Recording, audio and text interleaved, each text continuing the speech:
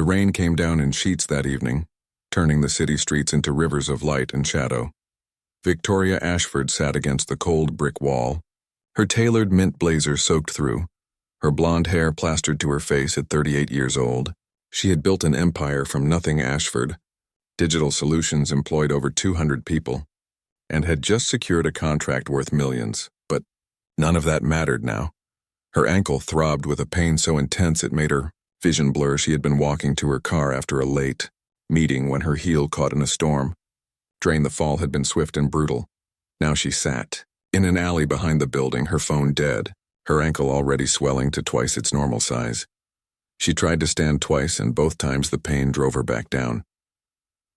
The rain continued its relentless assault. Victoria pulled her blazer tighter, though it offered no warmth. She could feel tears mixing with the rain on her cheeks. Not from the pain, though that was considerable, but from the crushing weight of isolation. She ran a company, made decisions that affected hundreds of lives, attended galas and conferences, yet here she was alone in an alley, and no one even knew she was missing. Her assistant had left hours ago. Her executive team thought she had gone home. There was no one to call, no one who would notice her absence until tomorrow morning. The sound of footsteps made her tense. A figure appeared at the end of the alley, backlit by the streetlights. A man, tall and broad-shouldered, wearing jeans and a gray t-shirt that clung to him in the rain. He carried a small leather satchel and walked with the purposeful stride of someone heading home after a long day. Victoria's heart began to race. The alley was dark, deserted. She was vulnerable, injured, alone. Every news story she had ever heard flashed through her mind. "Please," she heard herself say, her voice barely above a whisper, "please don't hurt me." She hated the weakness in her voice, the fear, but her ankle made it impossible to run, impossible to defend herself. "I can't walk," she added, as if that explanation might somehow protect her. The man stopped immediately.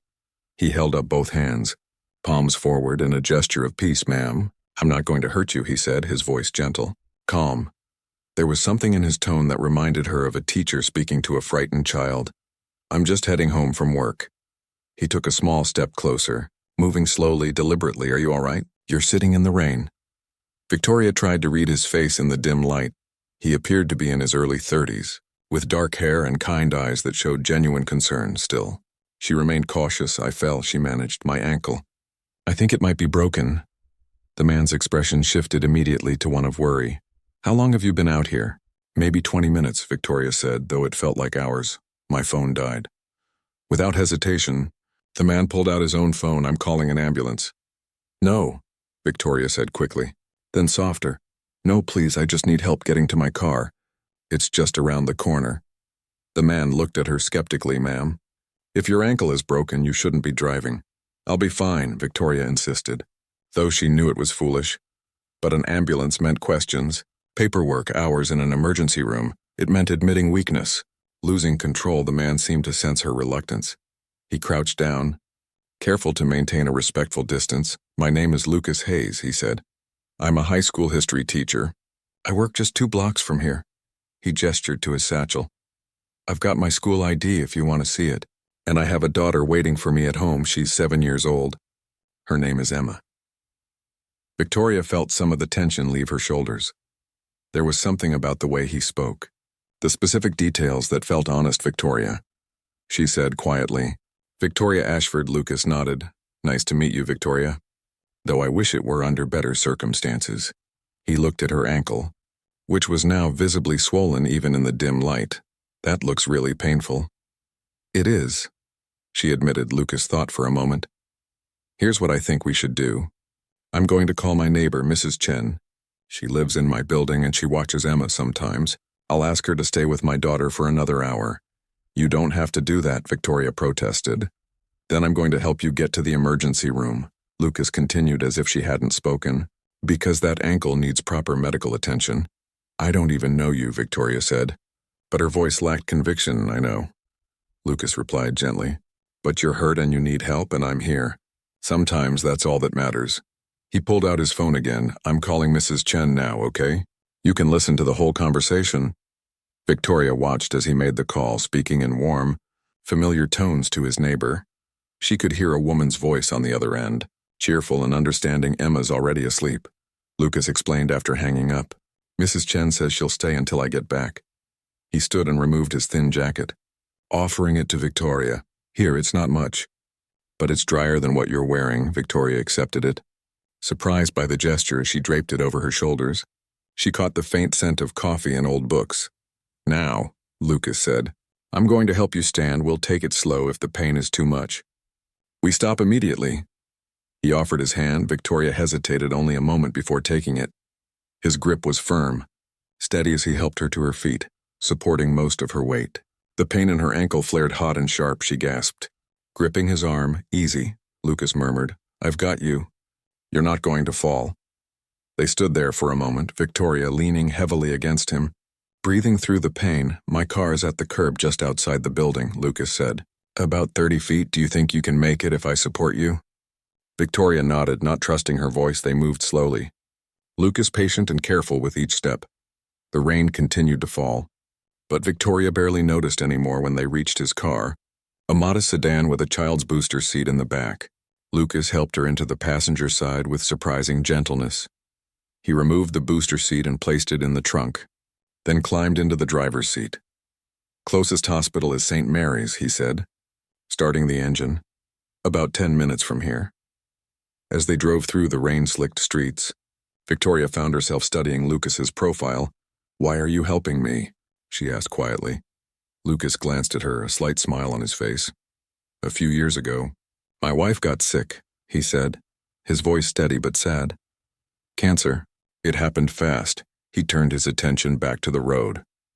"There were so many moments during those months when strangers showed us kindness. People who didn't have to help but did anyway."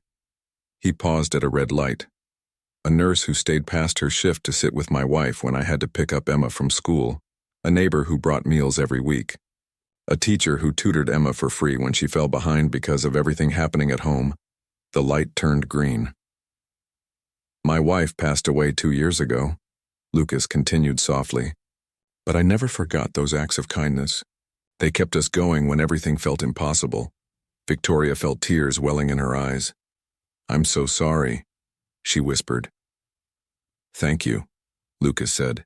"But what I learned from all of it is that we're all just people trying to get through our days, and sometimes we need help, and sometimes we can be the help someone else needs." He pulled into the hospital parking lot. "You needed help tonight?" "I happened to be there, that's all." At the emergency room entrance, Lucas helped Victoria into a wheelchair that a nurse brought out.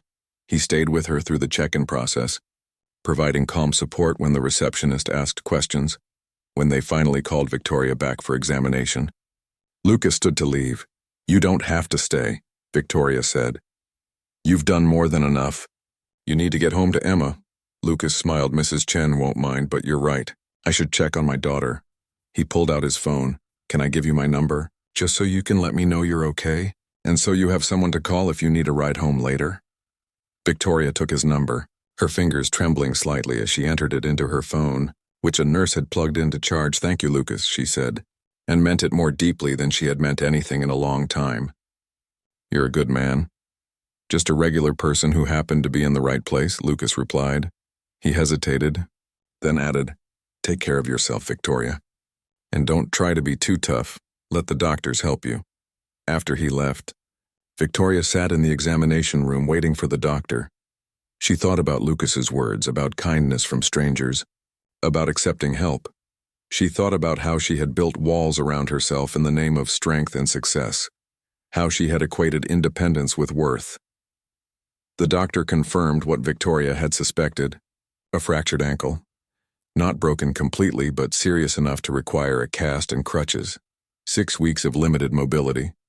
6 weeks of slowing down. As she sat in the recovery area later that night, her ankle now encased in a blue fiberglass cast, Victoria texted Lucas. "Fractured ankle. 6 weeks in a cast. Thank you for everything tonight. You probably saved me from much worse." His response came quickly. "Glad you're getting proper care. Rest well and remember, asking for help isn't weakness. It's wisdom." Victoria stared at those words for a long time. Over the next few weeks, something unexpected happened. Lucas checked in on her every few days. Simple text messages asking how she was healing at first, Victoria was surprised, then she was touched. Then she began to look forward to those messages. She learned that he taught 10th grade history and coached the debate team, that his daughter Emma loved dinosaurs and wanted to be a paleontologist, that he made terrible jokes that somehow always made Victoria smile. In return, Victoria found herself sharing parts of her life she normally kept private: the pressure of running a company, the loneliness of success, the fear that she had sacrificed too much for her career. One evening, 3 weeks after the accident, Lucas invited her to coffee. "Just as friends," he clarified. "If you're comfortable with that, I know a cafe near the park with a great ramp for crutches."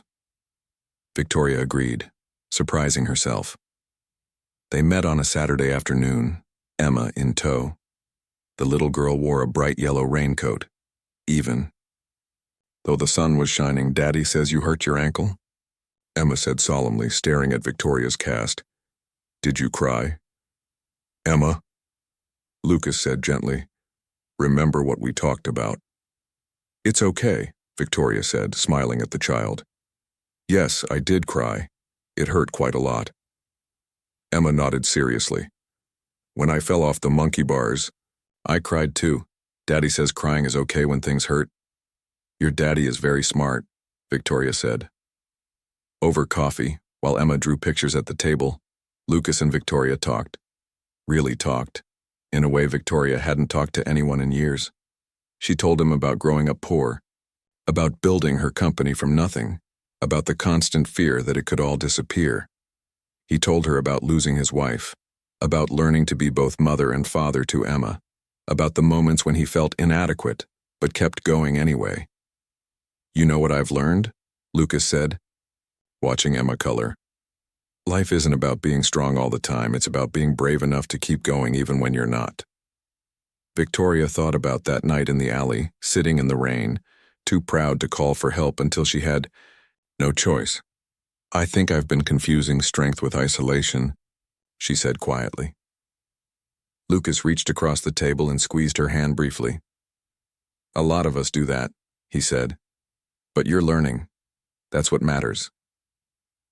When Victoria's cast finally came off 6 weeks later, she invited Lucas and Emma to dinner to celebrate.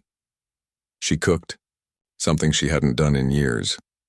Lasagna from her grandmother's recipe. Emma declared it the best meal ever, though Victoria suspected the child's standards weren't particularly high after dinner. While Emma watched a movie in the living room, Lucas helped Victoria clean up. "I've been thinking," Victoria said as she dried a plate, "about making some changes." "What kind of changes?" Lucas asked.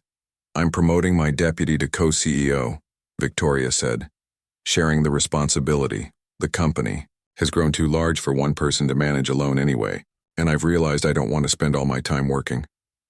She set down the plate. "I want to actually live my life." Lucas smiled. "That sounds like a good change." "There's something else," Victoria continued, feeling suddenly nervous. "I'd like to keep seeing you, if you're interested, not just as friends." Lucas set down the dish he was washing and turned to face her fully. "Victoria, I would like that very much," he said. "But I need you to understand. Emma comes first. Always." "I wouldn't want it any other way," Victoria replied. He studied her face for a moment, then smiled. "Then yes, I'm very interested." Their relationship grew slowly, carefully. Lucas was patient with Victoria's long work hours, and Victoria learned to set boundaries, to leave the office at reasonable times, to silence her phone during dinner. Emma warmed to Victoria gradually, testing boundaries and trust. Victoria learned to read stories with funny voices and to appreciate the finer points of dinosaur taxonomy.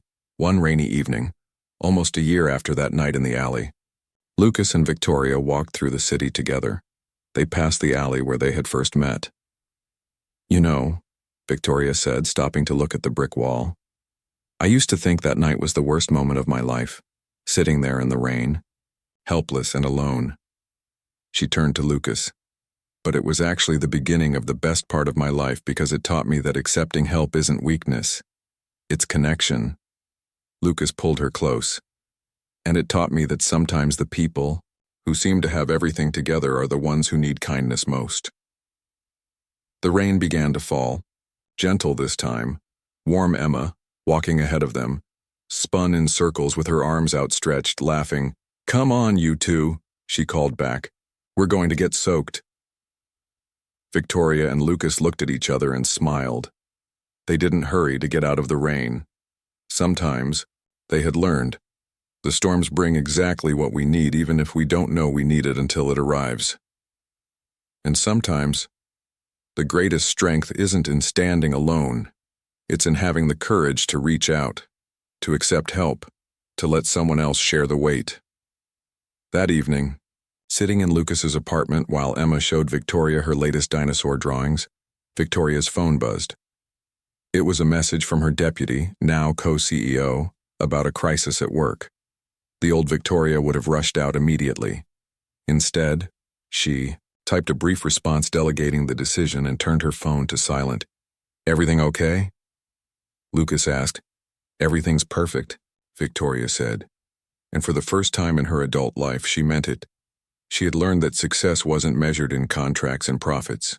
It was measured in moments like these, in the laughter of a 7-year-old explaining the difference between a brachiosaurus and a brontosaurus, in the warmth of a hand holding yours, in the quiet comfort of knowing that when you fall, someone will be there to help you stand that rainy night in the alley. Victoria had been at her lowest, broken, afraid, alone. But Lucas had appeared, a stranger with no obligation to help, no reason to care. And through his simple act of kindness, he had shown her a different way to live, not isolated in her tower of success, but connected, vulnerable, human. Sometimes we have to fall, Victoria thought, watching Emma and Lucas debate whether pterodactyls were actually dinosaurs.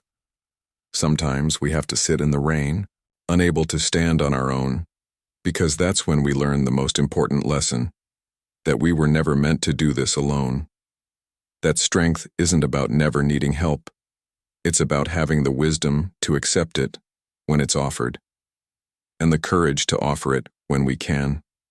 The rain continued outside, gentle against the windows, but inside, there was warmth and laughter and love, and Victoria had finally found her way home. Not to a place, but to people, to belonging, to the understanding that the best parts of life come not from what we achieve alone, but from what we build together. If this story touched your heart, please take a moment to like, share, and subscribe for more uplifting tales of kindness and human connection. Leave a comment below and tell us about a time when a stranger's kindness changed your day or even your life. Your story might inspire someone else who needs hope today.